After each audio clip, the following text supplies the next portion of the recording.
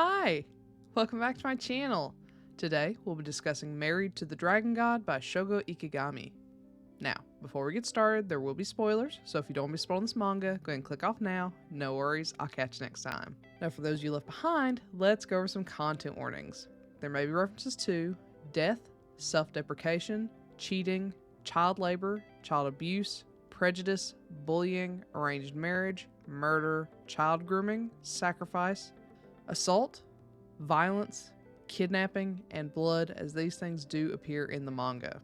Now, if that's all good with you, let's go ahead and get started.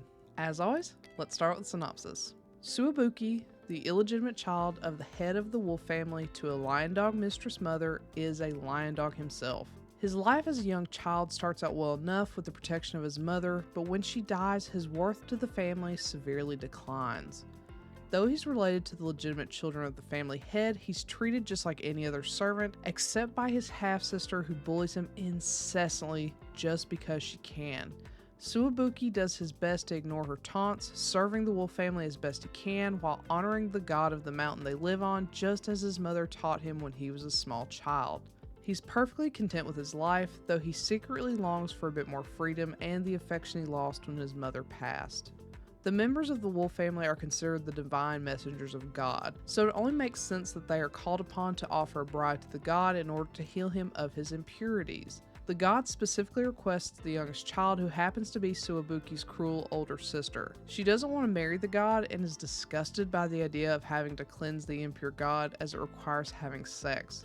Instead, she demands that they offer Suwabuki, as he is also a child of the wolf family. Without a word, Suwabuki accepts his new role. After being taken underwater, which is a gateway to where the mountain god Shuro resides, Suwabuki is married and bedded. Though Suwabuki doesn't feel worthy of being Shuro's bride, Shuro assures him that no one else could be worthy enough to be by his side. Still, Suwabuki is sure that there's a better bride for Shuro. As it happens, his elder sister is sacrificed to marry Shuro after the wolf family is destroyed. Suwabuki is sure his sister would be better for Shuro, but deep inside, Suwabuki loves Shuro and wants him all to himself. Does Shuro really need Suwabuki? And even if he doesn't, can Suwabuki let Shuro go? To start out with, the art in this is super cute. It's very clean, with two very attractive characters in Shuro and Suwabuki. This also has one of my favorite dynamics, with a beautiful smaller top and a cute puppy-like bigger bottom. Their difference in size isn't enough to call it a true size difference, but it's just enough to scratch that itch for me. I love it. Suwabuki in particular is such a precious being with his dog-like features and sensitive personality. It's wonderful. I actually don't feel like the cover art for the first volume does the series justice, so please give it a shot if you're even a little interested in this, despite the cover art. Beyond the cover art and how precious Suwabuki is, the relationship between Suwabuki and Shuro is to die for. Shuro dotes on and pampers Suwabuki, and as it's revealed later on, the reason Shuro becomes tainted to begin with is because he rescued Suwabuki after a devastating fall that would have otherwise taken his life.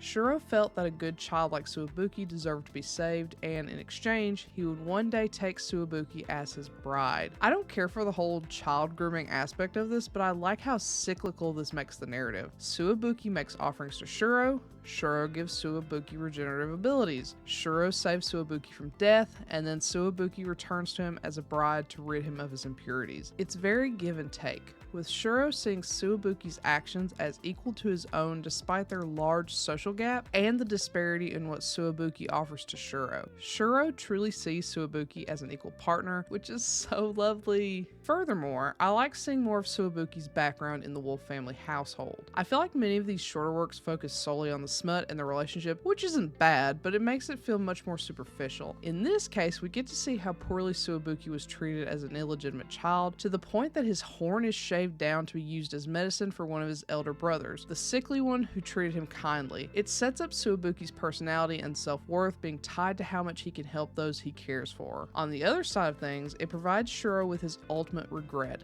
not taking Suwabuki's hand and holding on. He regrets letting Suwabuki return to the wolf house time and time time again only to be hurt and abused, and he ends up regretting letting Suibuki send his sister off back to the surface only for Suibuki to be stabbed. This repetitive regret leads to Shuro's ultimate sacrifice, becoming an evil god to save Suibuki's life. It's such a powerful narrative because it constantly calls back to all of these moments in their lives that culminate in them making decisions that bring them together. It's just so good and is masterfully done for how short this series is. It's also fun seeing all the alternate universes the author treats us to. There's an alternate storyline where Shuro takes Suibuki as a child and adopts him as his eternal child since they don't age in the world that Shuro lives in, which is just so fluffy and sweet. Then there's another alternate universe where Shuro becomes an evil god when Suibuki is a child, and he kidnaps Suibuki to raise him up in the surface world. Suibuki grows up to eventually long for Shuro romantically, but Shuro staves off his advances. I don't care for the latter storyline since it's way more child groomy and uncomfy for me, but I do appreciate seeing all the different ways these two grow together. It's also impressive how the characters develop so differently with such different personalities based on these differing decisions, yet are still at their core the characters we know and love from the main storyline. It's just another impressive aspect of this author's masterful storytelling. With all that being said, I love this. It's so well crafted and with tons of smut too. It's just a gift that keeps on giving. It's a rather dark story with all the abuse Suibuki is subjected to, but with Shuro, Suibuki is loved and pampered as he should be because Shuro knows Suibuki is worthy of being loved. This is one of those works I reread because it just does the heart good.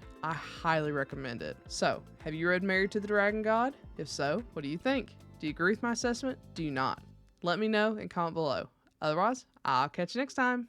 Bye!